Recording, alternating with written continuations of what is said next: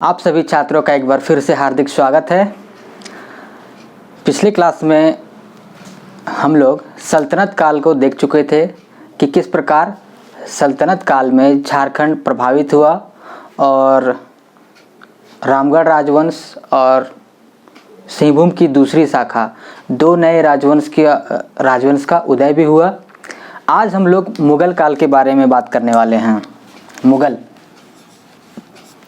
मुगल काल में झारखंड में क्या क्या घटनाक्रम हुए, किस किस शासक के दौरान उसके कार्यकाल के दौरान क्या क्या घटनाएं हुई, झारखंड के कौन कौन से राजा प्रभावित हुए, किस प्रकार संबंध रहा उनका, इन सब सारी चीज़ों पे हम लोग आज फोकस करने वाले हैं।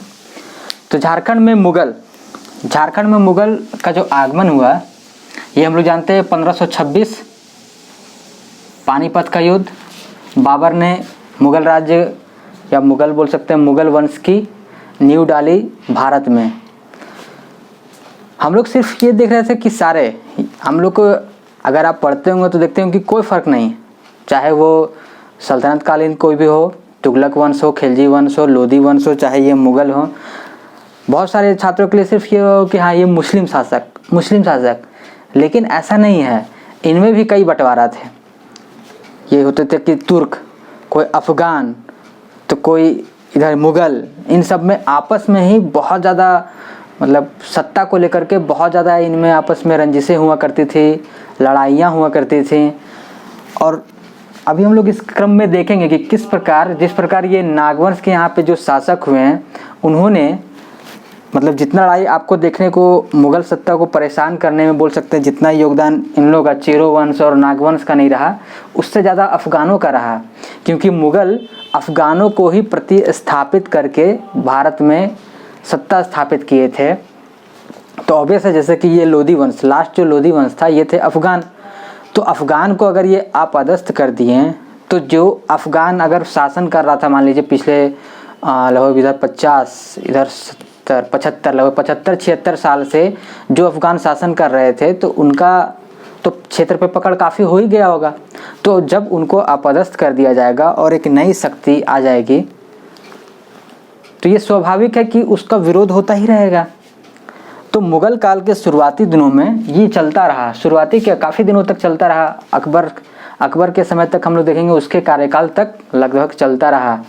ठीक है, तो इधर हो गया लगभग इधर 50, इधर 70-75 साल लगभग ये चलता रहा ड्रामा। तो हम लोग देखेंगे इस चीज़ को कि किस प्रकार क्या क्या हुए। तो सबसे पहले मुग़ल में है कि 1526 में बाबर भाई साहब ने मुग़ल वंश की स्थापना की। भारत में एक नए साम्राज्य मुग़ल इनको स्थापित किया। हालांकि बाबर मात्र 4 साल के कार्यकाल में 1526 से 30 तक इतना ही इनका कार्यकाल रहा और उसके बाद इनकी मृत्यु हो गई। इसके बाद इनके पुत्र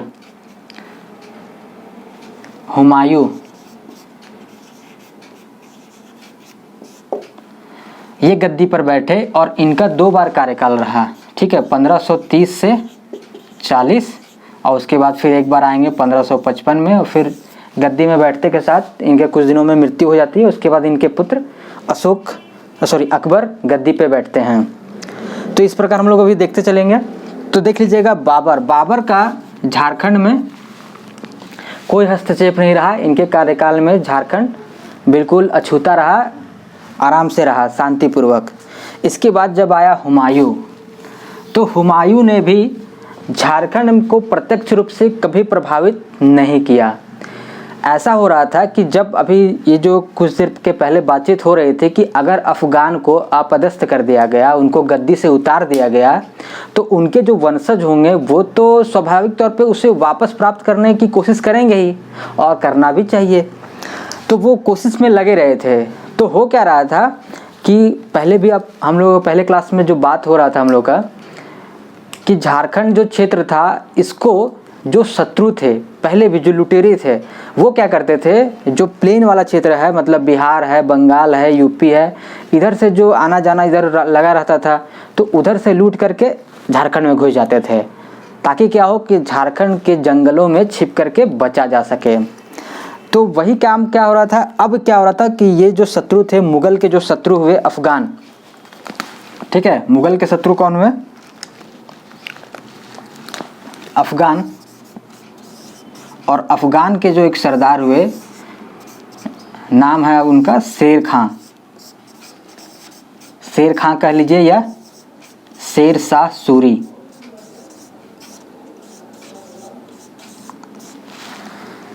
कुछ भी कहिए, एक ही बात है।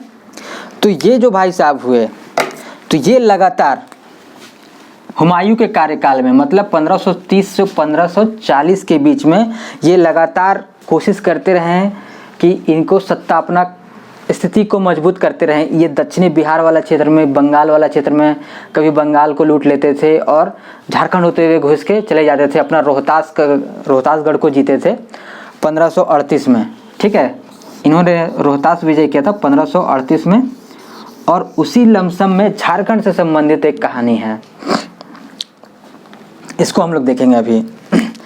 तो यहाँ तक का कहानी आप लोग को स्पष्ट होगा कि जो मुगल थे, इनके सत्ता स्थापित होने के बाद ये जो अफगान, जिनको इन्होंने गद्दी से उतार के सत्ता हासिल की थी, तो इनके जो मुख्य सरदार हुए, शेर खां कह लीजिए या शेर शाह सूरी, ये अक्सर इनके क्षेत्र में घुस करके आतंक मचाया करते थे, लूटपाट करते थे और बच के निकल जाते थे झारखंड के रास्ते से, बंगाल जाते थे तो झारखंड होते हुए।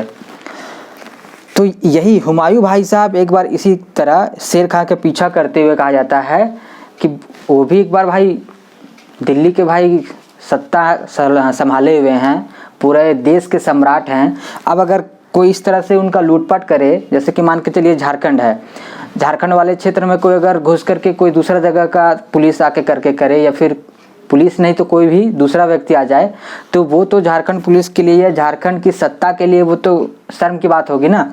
तो इसीलिए ये क्या किए, एक बार किया कि आज तो इसको पकड़ के रहना ही है। तो वो ये आगे आगे, ये पीछे पीछे, इसको भाई पीछा करते करते करते कहा जाता है कि हुमायूं भाई साहब हमारा जो यहाँ रामगढ़ है, यहाँ पे एक जगह है भुरकुंडा, बोल वहाँ तक आ गए थे।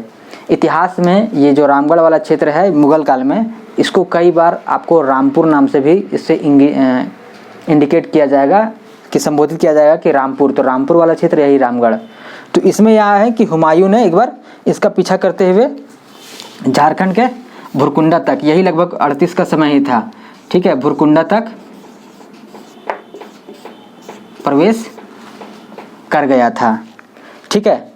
हुमायूं बस यही इसका रहा कि झारखंड में इसका पीछा करते हुए आया। झारखंड के राजवंश से संबंधित शेर खां का एक कहानी है, इसको देखते हैं हम लोग। शेर खां, चूँकि रोहतास वाला ये जान रहे हैं हम लोग, इधर है रोहतास, इसके नीचे इधर हमारा पलामू, मैप अगर आप लोग को याद होगा, नीचे कोकरा, खड़गडीहा, ठीक है, रामगढ़, सिंहभूम, इधर ढालभूम, सिंहभूम ढालभूम, इधर आपका सारा जगह छोटा, सरायकेला, पोरहाट वगैरह। तो मैप आप लोग पहले क्लास वाला में देख लीजिएगा, उसमें मैप को बताया गया है। तो ये था पलामू, अब पलामू के ऊपर ही था क्या हमारा, इधर रोहतास था, तो दोनों पास पास ही था। तो यहाँ पे कौन थे, यहाँ पे थे चेरो। चूँकि देखिएगा 1526 मतलब 15 हुमायूं का काल हो गया 1530 से 1540, 16वीं सदी आ गया है। 16वीं सदी में आप लोग पढ़े होंगे कि 16वीं सदी में खेरवारों को, रक्सेलों को अपदस्थ करके चेरों ने यहाँ पे राज्य स्थापित किया है। लेकिन यहाँ पे देखिएगा थोड़ा विरोधाभास है, क्योंकि भागवत राय, कहा जाता है कि चेरो वंश की स्थापना किसने की, भागवत राय, और भागवत राय को समकालीन बताया जाता है कि ये समकालीन थे भाई साहब अकबर के। अब यदि ये अकबर के समकालीन होंगे और अगर उस समय में राज्य की स्थापना होगी, तो इनका कार्यकाल जो भी मान लीजिए 1556 से लेकर के 1605 तक, तो इस काल अवधि में जब भी भागवत राय ने स्थापना की होगी चेरो वंश की पलामू में, तो ऐसा तो संभव नहीं है कि भाई अगर इसकी स्थापना 1556 से 1605 के बीच होगी, तो 1538 में 38 39 मान लीजिए, यही 38 में शेर खां और महारथ चेरो वंश के राजा थे, इनके बीच झड़प कैसे संभव है, ये तो यहाँ पे गलत हो जाएगा ना। तो इसलिए लिखा यही जाता है कि चेरो वंश की स्थापना भागवत राय या भागवत चेरो ने की थी, लेकिन ये हो सकता है कि ये इनके वास्तविक संस्थापक माने जाते होंगे। लेकिन ये 100% ऐसा लिखा गया है, ये सही भी है कि शेर शाह और महाराज चेरो के बीच युद्ध हुआ था। अब हम लोग उस युद्ध पे बात करते हैं आगे कि उस युद्ध पे क्या क्या हुआ था। हुआ क्या कि शेर खां जो था, शेर शाह सूरी, वो रोहतास को जीत लिया, इधर बंगाल को कंट्रोल करने में लगा था, इधर तेलियागढ़ जो हमारा है साहिबगंज में, वहाँ पे भी ये अपना अधिकार जमा लिया था। इसके बेटा वहाँ पे मतलब मोर्चा संभाले हुए थे भाई साहब, शेर खां के बेटा। अब ये भाई साहब तैयारी उसको घेरने में लगे हैं कि भाई दिल्ली पे कब्जा करना है, मतलब मुगल सल्तनत पे कब्जा करना है, जो मुख्य सत्ता है पूरे देश का उस पर। अब इस दरमियान में क्या हो रहा है, एक महाराज चेरो, थोड़ा सा पलामू में भी थोड़ा सा पार्ट जो है वहाँ का राजा महाराज चेरो, वो भाई साहब क्या कर रहा है, जा रहा है इसके शिविर में घुस जा रहा है, इनके जो सैनिक है उसको लूट ले रहा है, कभी ऊँट ले आ रहा है, कभी बैल ले आ रहा है, कभी कुछ संपत्ति लूट के ले आ रहा है, कभी हथियार लूट ले रहा है। अब शेरशाह को लगा कि चिंटुआ, इसका इतना औकात, हमसे लड़ेगा। तब फिर बोला ये अपना इसका जो क्या बोलते हैं उसको, सेनापति, इसके जो सेनापति थे शेर खां के सेनापति, देखते जाइएगा आराम से आप लोग, है ना। शेर खां के जो सेनापति हुए ख्वास खां खुद तो नहीं आए, बोले कि वो टुचपुंजिया के लिए हम जाएंगे। जा भाई जरा देख लो तो क्या इसका ड्रामा है। वो बोले ठीक है। तो ये जो ख्वास खां थे भाई साहब, ये आए। अब ये आएंगे ख्वास खां और इनके साथ एक ठोक दरिया खां नाम के भी दोनों सेनापति आए। और उसके बाद फिर ये चिंटुआ सकेगा ज़्यादा नहीं, शायद 4000 ये था कि 4000 सैनिक लेकर के आए, इसे अच्छा से पीटे पाटे। और उस समय में इनके पास एक बड़ा ही फेमस था श्याम सुंदर नामक एक हाथी, सफ़ेद हाथी, जिसके बारे में कहा जाता है कि उसका कुछ विशेषता बताया गया है कि कभी अपने सर पे धूल ना जमने देना, मस्त होना जिस दिन, मतलब मूड पे होना उस दिन आतंक मचा देना। तो इस टाइप का कुछ था। तो वो काफ़ी मतलब पॉपुलर भी था। तो ये भाई साहब दोनों आए, ख्वास खां और दाऊद खां, और दोनों को आकर के महाराज चेरो को बढ़िया से पीटे। अब पीट उठ के तो ये भैया बोल दिया ठीक है भैया हम सरेंडर, अब हम बदमाशी नहीं करेंगे और शांति से रहेंगे, आप अपना दिल्ली पे नज़र गड़ाइए, अब हम इधर से चुप रहेंगे। फिर इन लोग अपना सारा लूट वूट का सामान वामान लिए। हाथी उस श्याम सुंदर, उसको ध्यान रखिएगा, पूछता है एग्जाम में, श्याम सुंदर, ये हाथी जो था उसका नाम था क्या, श्याम सुंदर नामक जो हाथी, सफ़ेद हाथी, पूछेगा किसके कार्यकाल में, तो ये महाराज चेरो, ठीक है, इसके कार्यकाल में। इसको कौन छीन के ले गया, तो शेर खां कह लीजिए या ख्वास खां, इसने भाई साहब इसे मारपीट करके इससे छीन के ले गया। तो यहाँ तक का कहानी आप लोग देख रहे होंगे। तो ये तो भाई जीत गया, बोला कि भैया अब हम शांत रहेंगे, लेकिन फिर क्या था, फिर भी शांत नहीं था थोड़ा जिद्दी टाइप का आदमी। फिर से बोला था रुको फिर अटैक करते हैं, अगले साल 1539 में फिर अटैक करते हैं। शेर खां भी इसका भाई मजा ले रहा था, बोल ठीक है आ जाओ। वो भी बार बार बोलता है कि सेना कभी आगे बढ़ा रहा है, कभी पीछे कर रहा है, कभी आगे बढ़ा रहा है, कभी पीछे कर रहा है। तो सबको लग रहा है कि अच्छा चेरो और शेर खां में युद्ध होने वाला है, लेकिन वो युद्ध इसमें नहीं होने वाला था। वो बेसिकली तैयारी कर रहा था अपना अगला युद्ध, चौसा का युद्ध था, उसका ही तैयारी कर रहा था। वो धोखा दे रहा था मुगल सेना को, उसको भ्रम में डाला चल रहा था। और वो पलटी मार दिया, उधर कर दिया, उधर लड़ लिया, जीत लिया। और ये बेचारा साइड रोल में रह गया, जिसको बोलते हैं ना भोटकटवा के रोल में रह गया, और उधर जीत गया भाई शेर खां। और फिर जानते हैं आप लोग 1539 में हार हुआ, फिर 1540 में हार हुआ उसका कन्नौज वगैरह में, और फिर 1540 से 1555 तक शेर शाह यही भारत की सत्ता पे गद्दी पे रहा। और जो हुमायूं भाई साहब थे वो जंगल अपना घूम रहे थे। और उसी दरमियान में फिर अगले सम्राट का बाहर भटकते ही उनका जन्म और लालन पालन हुआ सम्राट अकबर का। तो हम लोग देखेंगे अब अगला अकबर के बारे में तो यहाँ तक आप लोग देख लिए होंगे, स्क्रीनशॉट ले लीजिए, आप लोग लिख लीजिएगा।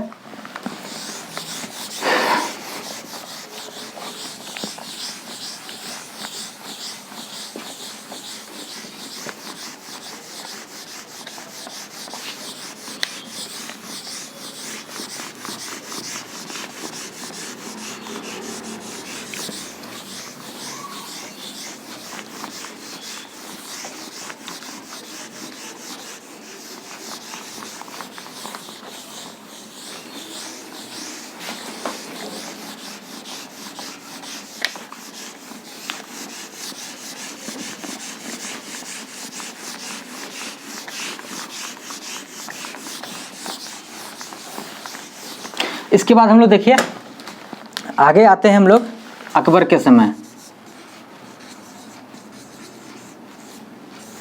मुगल साम्राज्य के महानतम शासक में एक अकबर, ठीक है।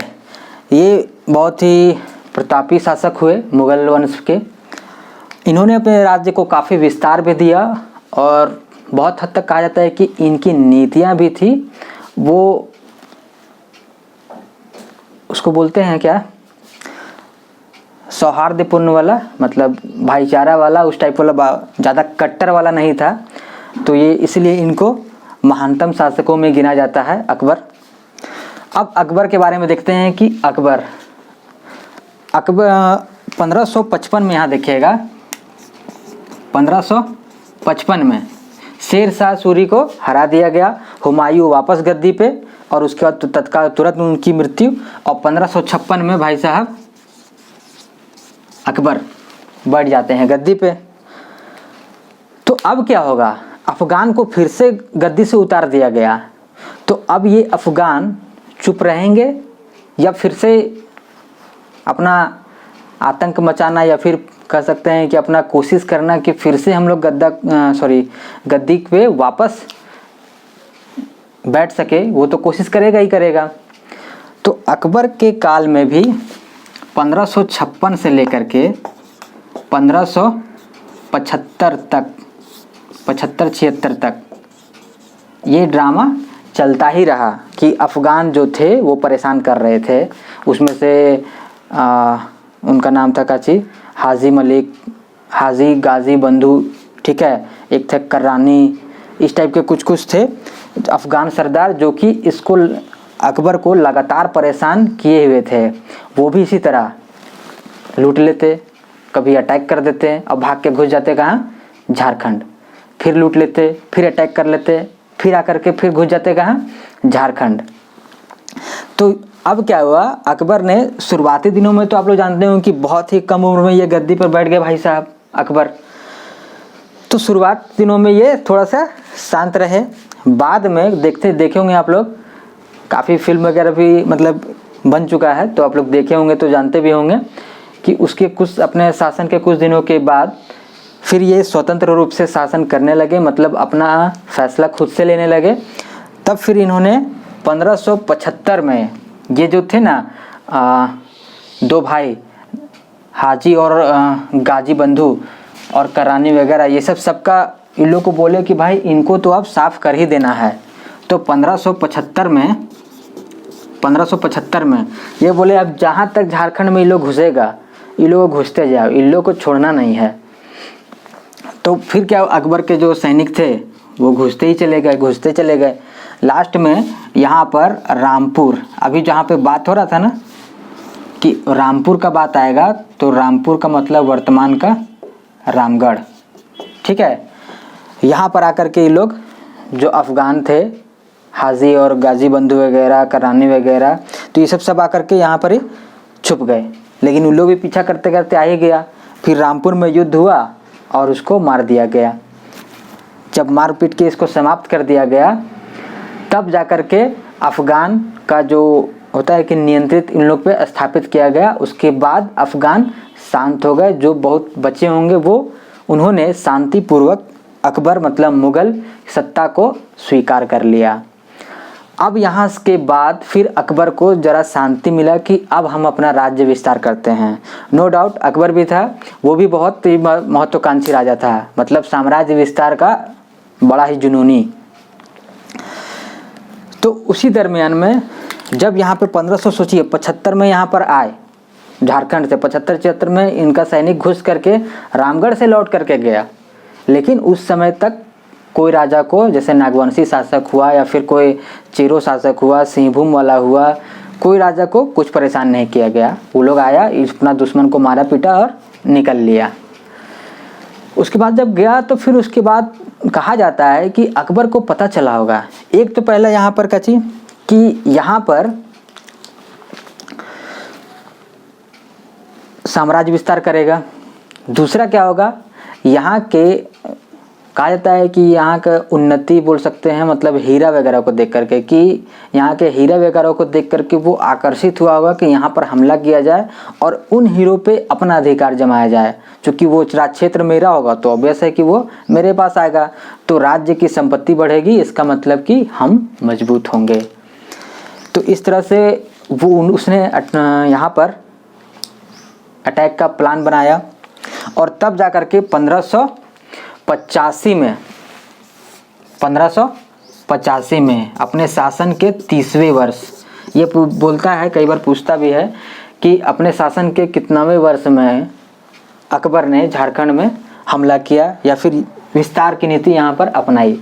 तो 30वें वर्ष में 1500 मतलब 85 में अपने जो सेनापति थे शहबाज खां,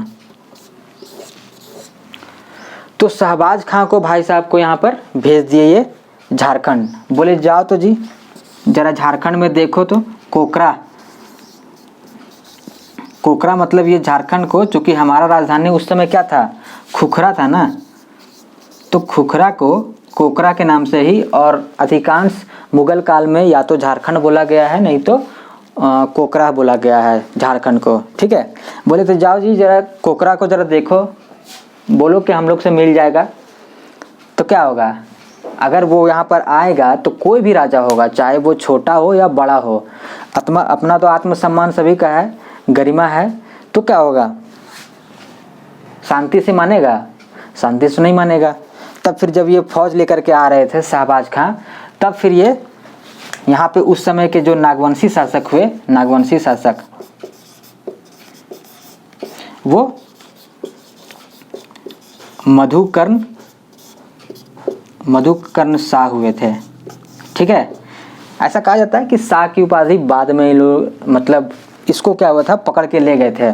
मधुकर्ण शाह जब आए तो ये आत्मसमर्पण तो किए नहीं, तो जब फौज लेकर के आए तब फिर यहाँ पे थोड़ी बहुत झड़प हुई, तब फिर ये आत्मसमर्पण कर दिए कि भैया ठीक है, हम नहीं सकेंगे, हम अधीनता स्वीकार करते हैं, उसको मतलब बोलता है कि, या फिर मालगुजारी के अंडर आते हैं, मतलब अब हम नियमित रूप से आपको कर दिया करेंगे।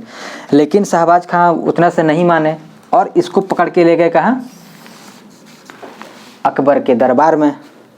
अकबर के दरबार में ले गए तो भाई साहब ये हष्ट पुष्ट तो थे ही, लेकिन उतने ही वाणी के बहुत ही मीठी बोली बोलते थे, मधुर, एकदम लगता था कि शहद टपक रहा है, मधु ही निकल रहा है। नाम था मधुकर्ण, तो मधु ही टपक रहा है।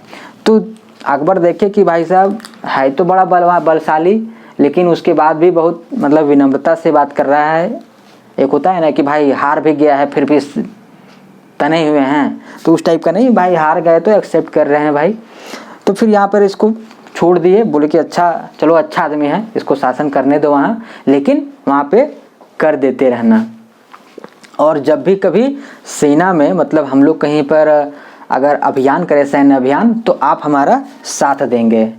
तो ये तैयार हो गए भाई साहब कि ठीक है, जैसा आप कहिए, मुझे सारी शर्तें मंजूर है। तब फिर इसे वापस भेज दिया गया कि भैया तुम जाओ और वहाँ पे जा कर के शासन करो। ठीक है, तो यहाँ तक हम लोग देखें। अब देखिए यहाँ पे देख लेते हैं, अब इसके आगे हम लोग बात करेंगे कोकरा चेरो वंश की। ठीक है, ये तो बात हुआ था 1585 का। अब बात होगा 1589, 4 वर्ष के बाद।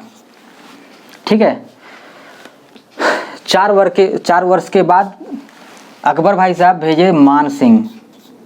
अपने सेनापति मान सिंह। मान सिंह का आप लोग नाम सुने होंगे, बहुत ही प्रतापी राजा, बोला जाता है कि हिंदू धर्म के बहुत मतलब क्या बोल सकते हैं उसको, हिंदू धर्म को मानने वाले राजा, जिन्होंने बहुत सारे, जैसे इनके बारे में कहा जाता है कि जगन्नाथपुरी का जो मंदिर है वो भी वहाँ पे टूट के मस्जिद बनने वाला था, लेकिन इनके योगदान से कहिए या इनके प्रयास से वो बचा और आज भी वो हिंदुओं का मंदिर है, नहीं तो हो सकता है वहाँ पे मस्जिद हो जाता।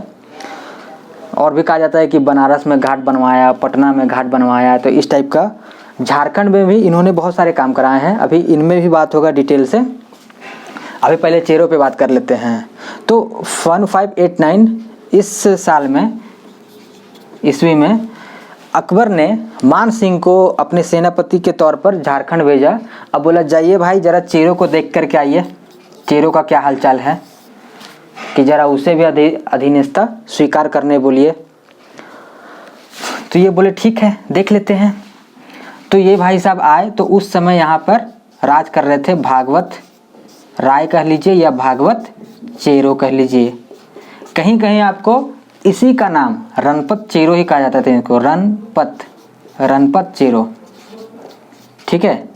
तो इस तीनों में कुछ भी मिल सकता है, तीनों एक ही आदमी है, या भागवत राय कह लीजिए, भागवत चेरो कह लीजिए, या रणपत चेरो कह लीजिए, एक ही बात है। तो उस समय यहाँ पर ये भाई साहब का शासन था। तो जब यहाँ पर ये आएंगे तो क्या होगा, चूँकि ये भारतीय स्तर पर शासन करने वाले मान सिंह के साथ दसों हज़ार की फौज, ठीक है, और कहीं ये छोटे से राजा, तो ऑब्वियस है जीत तो नहीं पाएंगे। तो यहाँ पर आए, ये भागवत राय हार गए भाई साहब, तो फिर आराम से अधीनता स्वीकार कर ली और बोली कि भैया हम आपको नियमित रूप से कर देते रहेंगे, और जब भी कभी भी सैन्य की आवश्यकता होगी, मतलब सैन्य सहायता की, तो हम आपके साथ रहेंगे।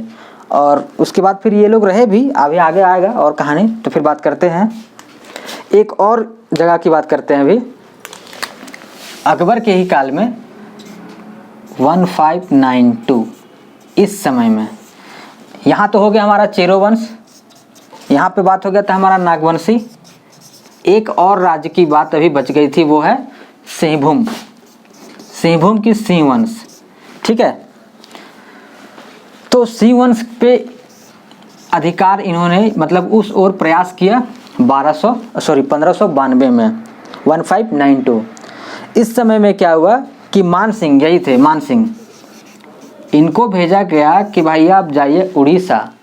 उड़ीसा में एक अफगानी है, वो फिर से सर उठा रहा है, नाम है उसका कुतलुक खां, या कुतुल खां भी लिखता है, कुतलुक खां या कुतुल खां, ठीक है। वो अफगानी जो सरदार है वो फिर से उठा रहा है सर, तो मान सिंह को भेजा गया।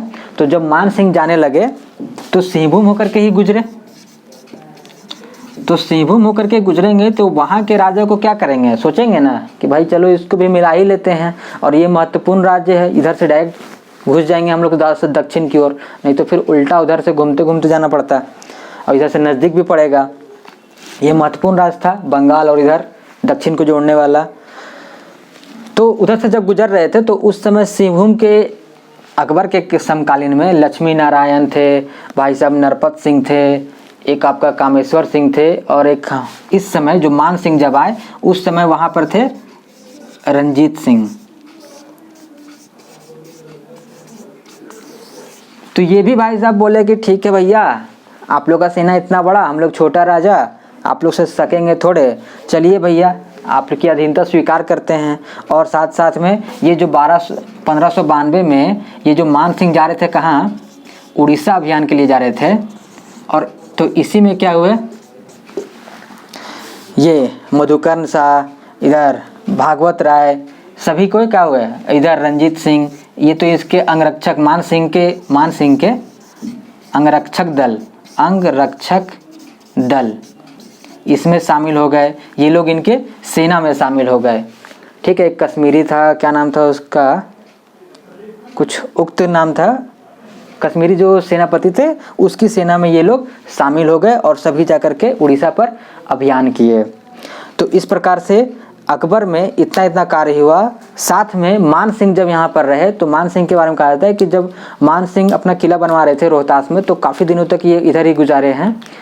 तो झारखंड में भी, जैसे कि झारखंड में धनबाद वाले क्षेत्र में पर्रा है, तेलकुपी है, ये सब को क्या किए, इस सब को यहाँ पर बहुत सारे मंदिर का उसको बोलते हैं ना जीर्णोद्धार करना, मतलब फिर से उसको मतलब मरम्मत कराना, ठीक ठाक करवाना, वो करवाए भाई साहब मान सिंह। तेलियागढ़ जो है साहिबगंज में, वहाँ पर अफ़गानों का मतलब आधिपत्य हो गया था। तो फिर मान सिंह ने वहाँ पर 1592 में ही तेलियागढ़ अफ़गानों के अंदर में आ गया था फिर से। तो वहाँ से तेलियागढ़ से मारपीट करके भगाए, ठीक है। और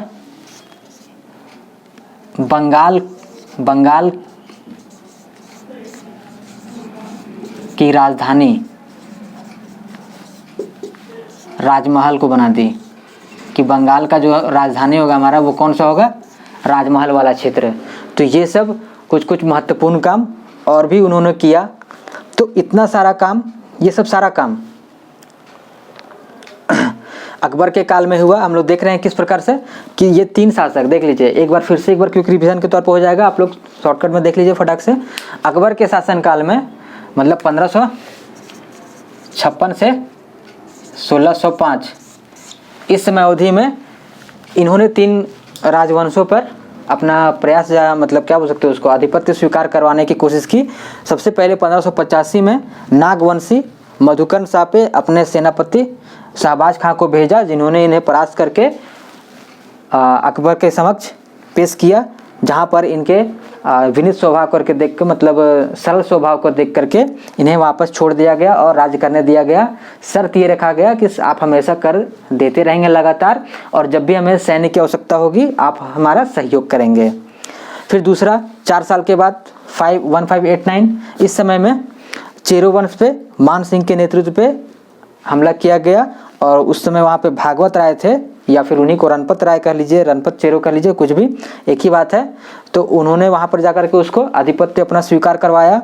उसके बाद फिर 3 साल के बाद 1592 में जब मान सिंह उड़ीसा पे अभियान करने जा रहे थे कुतुलुक खां को मतलब नियंत्रित करने के लिए, तो सिंहभूम होकर के गुजर रहे थे। तो सिंहभूम के जो उस समय के तत्कालिक राजा थे रंजीत सिंह, उनको अपना मतलब अधीनस्थ बना लिया और वे स्वीकार भी कर लिए, साथ में अंगरक्षक दल में उसके शामिल हो गए। इसके अलावा तेलियागढ़ में अपने कब्जे में किया, जो कि अफ़गान के कब्जे में चला गया था, और साथ ही बंगाल की राजधानी के तौर पर राजमहल को घोषित किया। तो इतना सारा कार्य हम लोग देखें कि ये इस समय में हुआ अकबर के काल में। तो ये इतना आप लोग स्क्रीनशॉट ले लीजिए, और आज के क्लास को यहीं पे फिर अब समाप्त करते हैं। अब अगले क्लास में हम लोग मिलते हैं, और कल से हम लोग देखेंगे कि जहांगीर, शाहजहां, औरंगजेब, अभी इतने लोग बचे हुए हैं मुग़ल काल में। उसके बाद हम लोग उत्तरवर्ती मुग़ल काल में हम लोग बात करेंगे फिर। तो धीरे धीरे हम लोग बढ़ रहे हैं, चीज़ों को समझते हुए आगे बढ़ना है और देखते हुए जाना है कि किस प्रकार से हम लोग इसे बेहतर तरीके से कर सकते हैं। तो इतना कहानी सुनने के बाद उम्मीद है कि आप लोगों को ये जो अभी का जो सिनारियो था वो बहुत ज़्यादा क्लियर हो चुका होगा, और भी ज़्यादा इसे आगे क्लियर करने के लिए जुड़े रहिए और देखते रहिए हमारे वीडियो को। फिर मिलते हैं, थैंक यू।